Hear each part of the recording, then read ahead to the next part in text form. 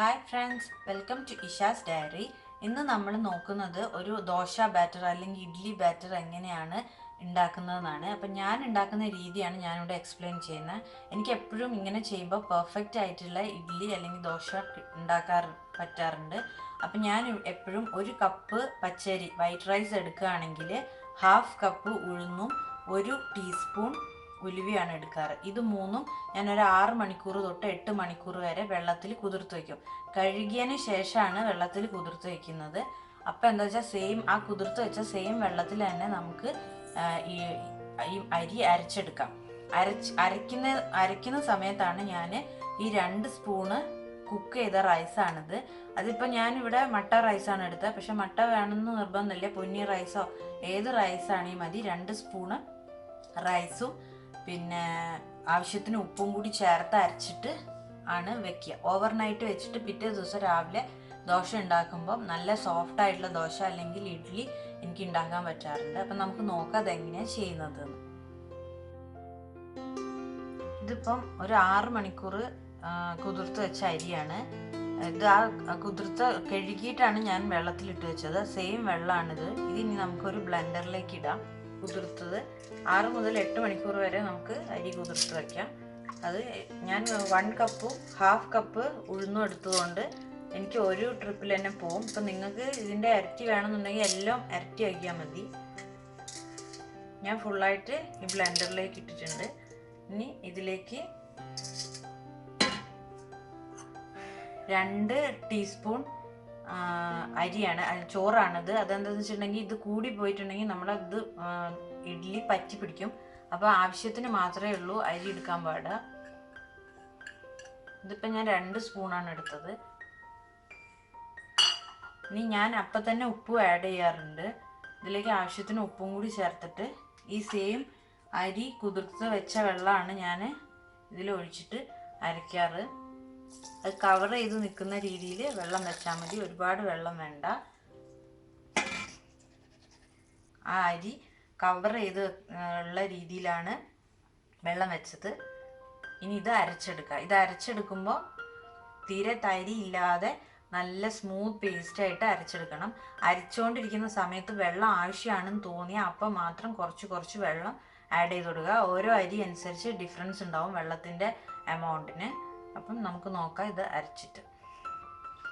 ഇപ്പം ഞാൻ ആ അരിയും ഉഴുന്നും ഉലുവയും പിന്നെ ചോറിൻ്റെ 2 സ്പൂൺ ചോറും ഉപ്പും കൂടി ചേർത്തിട്ടാണ് അരച്ചത്. അപ്പോൾ ഇതാ നോക്കുമ്പോൾ തരി ഇല്ലാതെ നല്ല സ്മൂത്ത് പേസ്റ്റായിട്ട് കിട്ടിയിട്ടുണ്ട്. ഈ സ്റ്റേജിലാണ് നമ്മൾ അരച്ചെടുക്കേണ്ടത്.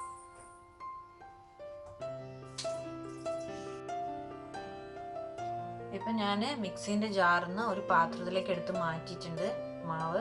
ഇനി ഈ സ്റ്റേജിൽ നമുക്ക് വേണമെങ്കിൽ ഉപ്പൊക്കെ ഒന്ന് നോക്കാം. ആവശ്യത്തിന് ഉപ്പില്ലെങ്കിൽ കുറച്ചുകൂടി ഉപ്പ് ആഡ് ചെയ്ത് കൊടുത്തിട്ട് 1 സ്പൂൺ കൊണ്ട് നന്നായി ഇളക്കിയിട്ട് ഇത് മൂടി വയ്ക്കാം. പിന്നെ നമ്മൾ മാവ് ഒഴിച്ച് വയ്ക്കുമ്പോൾ എപ്പോഴും ഇതുപോലെ ഒരു പാത്രത്തിൽ ഒരു 1/4 ഭാഗം 1/2 ഭാഗം മാവ് ഉണ്ടെങ്കിൽ അതിനെക്കാട്ടും കുറച്ച് വലിയ പാത്രം യൂസ് ചെയ്യണമായിരിക്കും നല്ലത്. കാരണം ഉപ്പ് രാത്രി തന്നെ ഇട്ട് വെച്ചതുകൊണ്ട് രാവിലെ ആകുമ്പോഴേക്കും നന്നായിട്ട് പൊന്തി പോകാൻ ചാൻസ് ഉണ്ട്. അപ്പോൾ ഫുൾ മാവും പുറത്ത് പോകാതിരിക്കാൻ വേണ്ടി എപ്പോഴും ഒന്നുമില്ലെങ്കിൽ 1/2 ഭാഗത്തോളം മാവേ പാടുള്ളൂ, അല്ലെങ്കിൽ ഒരു 1/4 ഭാഗത്തോളം മാവേ പാടുള്ളൂ. എന്നിട്ട് നമുക്ക് അടച്ച് ഓവർനൈറ്റ് വയ്ക്കാം. ഓവർനൈറ്റ് വെച്ച ഇഡ്ഡലി ബാറ്ററാണ്. ഞാൻ എപ്പോഴും വെക്കുമ്പോൾ ഇത് ഇഡ്ഡലിക്കോ ദോശയ്ക്കോ ഉപയോഗിക്കാം. അപ്പം ഞാൻ ഇതിനെ കൊണ്ട് ഇഡ്ഡലിയാണ് ഉണ്ടാക്കി കാണിക്കാൻ പോകുന്നത്. ഇത് കുറച്ച് ടൈറ്റായിട്ടാണ് നിൽക്കുന്നത്. ഇത് കുറച്ചൊന്ന് വെള്ളം ഒഴിച്ച് ലൂസ് ആക്കിയിട്ടുണ്ടെങ്കിൽ നമുക്ക് ബാറ്റർ വെച്ചിട്ട് നല്ല ക്രിസ്പി ആയിട്ടുള്ള ദോശ ഉണ്ടാക്കാം. അപ്പം ഞാനിവിടെ ഇപ്പോൾ ഒരു ഇഡ്ഡലി തട്ട് എടുത്ത് വെച്ചിട്ടുണ്ട്. ഈ ഇഡ്ഡലി തട്ടിലേക്ക് നമുക്ക് ആദ്യം ഓയിൽ ഗ്രീസ് ചെയ്ത് കൊടുക്കാം. ഈ ഇഡ്ഡലി തട്ടിന് ഇങ്ങനെ ഹോൾസ് ഉള്ളതുകൊണ്ട് കൗണ്ടർ ടോപ്പിലൊക്കെ ഓയിൽ ആവുന്നതുകൊണ്ടാണ് ഞാൻ ഇങ്ങനെ ഒരു ടവൽ യൂസ് ചെയ്തത്. അപ്പോൾ ഈ ടവലിലേ ഉള്ളൂ ഓയിലാവുക. നമുക്കിതിലേക്ക് ഓയിൽ ഗ്രീസ് ചെയ്യാം. ഇതിലേക്ക് നമുക്ക് ഈ ഇഡ്ഡലിൻ്റെ ബാറ്റർ ഒഴിച്ചു കൊടുക്കാം.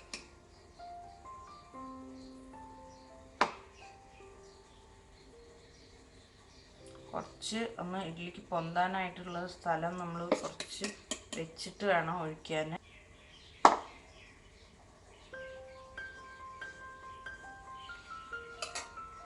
വെച്ചിട്ടുണ്ട്. ഇനി നമുക്ക് സ്റ്റീം ചെയ്തിട്ട് എടുക്കാം.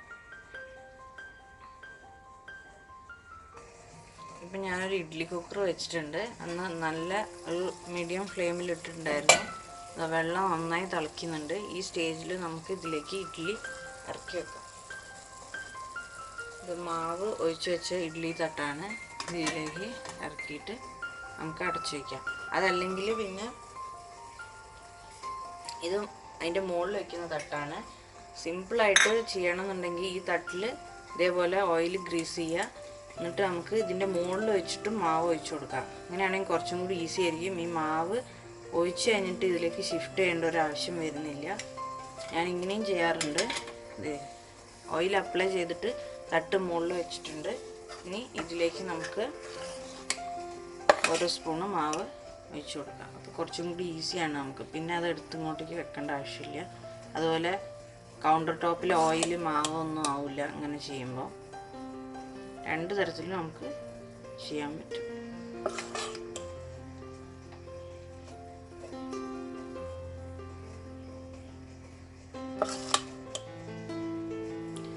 പലതരത്തിലുള്ള ഇഡ്ഡലി തട്ടുണ്ട് എല്ലാവരുടെ കയ്യിലും. അപ്പം അവരവരുടെ ഈസി ആയിട്ട് എങ്ങനെ യൂസ് ചെയ്യാൻ പറ്റുമെന്ന് പറഞ്ഞാൽ അതേപോലെ യൂസ് ചെയ്യാം. നമ്മൾ രാത്രി തന്നെ ഉപ്പൊക്കെ ഇട്ട് വെച്ചിട്ടുണ്ടെങ്കിൽ രാവിലെ അത് ഉപ്പിടണം അങ്ങനത്തെ ബുദ്ധിമുട്ടൊന്നുമില്ല. എല്ലാം ചെയ്ത് ഇഡ്ഡലി മാത്രം ഉണ്ടാക്കിയാൽ മതി. ഇനിയിപ്പോൾ ഇത് മീഡിയം ഫ്ലെയിമിൽ വെച്ചിട്ട് നമുക്കൊരു 5 മിനിറ്റ് സ്റ്റീം ചെയ്തെടുക്കാം. ഇപ്പം ഒരു 5 മിനിറ്റ് ആയിട്ടുണ്ട്. ഇനി നമുക്കിത് ഓപ്പൺ ചെയ്ത് നോക്കാം. മീഡിയം ഫ്ലെയിമിലായിരുന്നു ഞാൻ ഇട്ടിട്ടുണ്ടായിരുന്നത്. ഇപ്പോൾ ഇതാ ഇഡ്ഡലി നന്നായിട്ട് ആയിട്ടുണ്ട്, സോഫ്റ്റായി വന്നിട്ടുണ്ട്. ഇനി നമുക്ക് ഫ്ലെയിം ഓഫ് ചെയ്തിട്ട് നല്ല വെള്ളം, തിളപ്പിച്ചാറിയ വെള്ളം അല്ലെങ്കിൽ കുടിക്കാനുള്ള വെള്ളം എടുത്തിട്ട് കുറച്ച് ഈ ഇഡ്ഡലീൻ്റെ മുകളിലൊന്ന് തൂവി കൊടുക്കുക. ഇത് പെട്ടെന്ന് വിട്ട് കിട്ടാൻ വേണ്ടിയിട്ടാണ് നമ്മളിങ്ങനെ ചെയ്യണത്. ഇങ്ങനെ ചെയ്തിട്ടുണ്ടെങ്കിൽ ഇത് ഒട്ടി പിടിച്ചിട്ടുണ്ടെങ്കിലും അതിൽ സ്റ്റിക്കാവില്ല. നമുക്ക് വേഗം പുറത്തേക്ക് എടുക്കാൻ പറ്റും. ഇനി ഇത് ഞാൻ മാറ്റട്ടെ.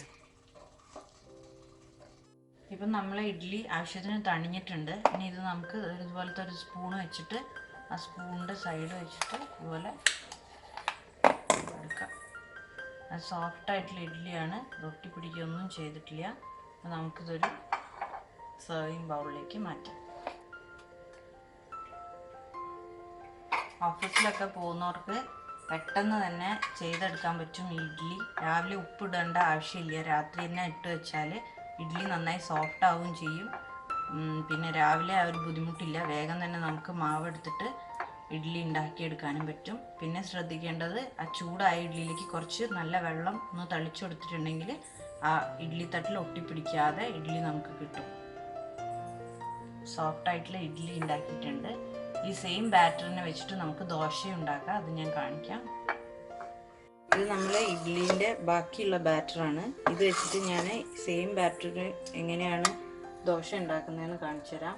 അതിന് ഞാൻ കുറച്ച് വെള്ളം എടുത്ത് വെച്ചിട്ടുണ്ട്. നല്ല വെള്ളമാണ്. അത് ഇത്തിരി ഒഴിക്കാം. ബാറ്റർ ഒന്ന് ലൂസാക്കാം. ഞാൻ എപ്പോഴും മാവ് ഉണ്ടാക്കുമ്പം ഇഡ്ഡലിക്കും ദോശയ്ക്കും കൂടി ചേർത്തിട്ട് ഉണ്ടാക്കി വെച്ചിട്ട് ഒരു ദിവസം ഇഡ്ഡലി ഉണ്ടാക്കി സെക്കൻഡ് ഡേ ദോശ ഉണ്ടാക്കലാണ് എപ്പോഴും ചെയ്യാറ്. ഇതിപ്പം കുറച്ച് ലൂസാക്കിയിട്ടുണ്ട്. ഇനി നമുക്ക് പാന് ചൂടാക്കാൻ വെച്ചിട്ട് ദോശ ഉണ്ടാക്കാം. ഇപ്പോൾ ദോശേൻ്റെ ചുറ്റും ഒരു ലൈറ്റ് ബ്രൗൺ കളറൊക്കെ ആയിട്ടുണ്ട്. കൂടുതൽ ക്രിസ്പി ആവണമെന്നുള്ളവർക്ക് മറിച്ചിടാം. ഞാനിപ്പോൾ ഇവിടെ മറിച്ചിടുന്നില്ല, ജസ്റ്റ് ഇങ്ങനെ എടുക്കുകയാണ്.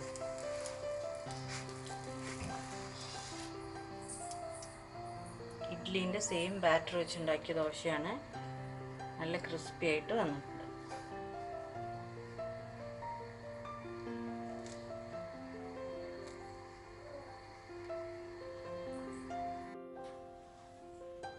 അപ്പം സെയിം ബാറ്റർ വെച്ചിട്ട് ഞാനിതാ ഇഡ്ഡലി ഉണ്ടാക്കിയിട്ടുണ്ട്, ദോശ ഉണ്ടാക്കിയിട്ടുണ്ട്. ഇഡ്ഡലി നല്ല സോഫ്റ്റ് ആയിട്ടുള്ള ഇഡ്ഡലിയാണ്, പറ്റി പിടിക്കുകയൊന്നും ചെയ്തിട്ടില്ല. അതുപോലെ ദോശ നല്ല ക്രിസ്പി ആയി വന്നിട്ടുണ്ട്. അപ്പോൾ എല്ലാവരും ഇതുപോലെ ട്രൈ ചെയ്ത് നോക്കുക. ഇഷ്ടപ്പെട്ടിട്ടുണ്ടെങ്കിൽ ഷെയർ ചെയ്യുക. എൻ്റെ ചാനൽ ഒന്ന് സബ്സ്ക്രൈബ് ചെയ്യുക. Thank you for watching Nisha's diary.